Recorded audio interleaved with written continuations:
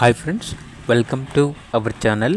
ఈరోజు మీకోసం German shepherd పప్పి అనేది అమ్మకానికైతే తీసుకురావడం జరిగింది. మేల్ పప్పి యొక్క ఏజ్ వచ్చేసి 6 months. అంతేకాకుండా చాలా యాక్టివ్గా ఉంటుంది. ఎటువంటి హెల్త్ ప్రాబ్లమ్స్ అనేవి ఏమీ లేవు. Long coat German shepherd.